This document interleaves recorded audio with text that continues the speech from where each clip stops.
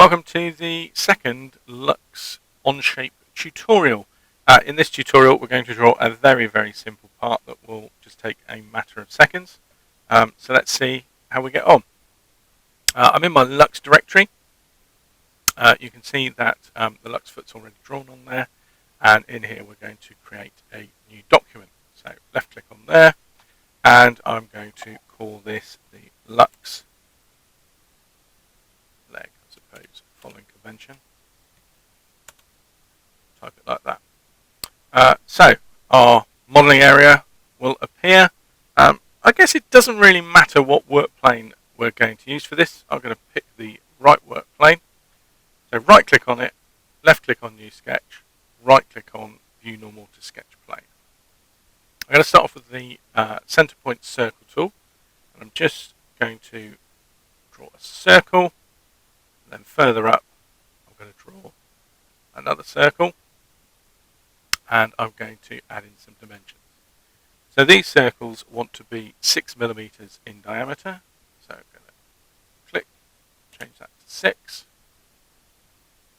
click, change that to 6, and I want them to be 40 millimeters apart from each other. So select the two centers, change that to 40. Now I'm going to go back to the circle tool. I'm going to draw two bigger circles using the same centers,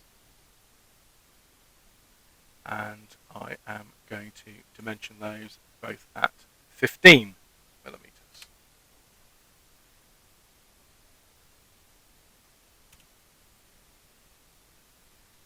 And again, if I need to, I can zoom in using the mouse wheel. Finally, I'm going to join the edges of those circles up using the line tool. So I'm going to make sure I'm on the edge of the bottom one and go straight up. And I'm going to do the same on the other one, on the other side. Go straight up, making sure I'm lined up with the center of that circle. And I'm just going to use the trimming tool to cut away the edges of those two inner circles. Now the reason for that is that with a good sketch we should only ever have two lines coming away from a point. So if we took that point there, we've got the arc going up, we've got the line, vertical line coming down.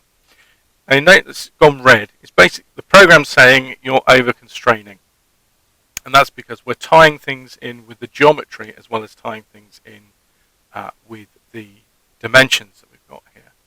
So I'm just going to click on the trim tool again to make sure that I've got no tool selected. I'm going to click on that dimension.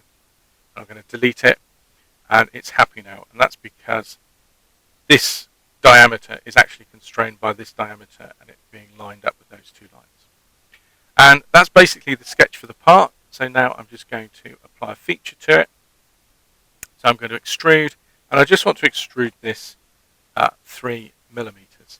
Now you can see that it just goes off in one direction from the work plane. Sometimes when we're assembling things, it's useful to think about where work planes are. So I'm just going to change the blind to a symmetric so that the work plane's in the middle of the part. Click on the tick, and that's it. That's that part drawn. Simple as that.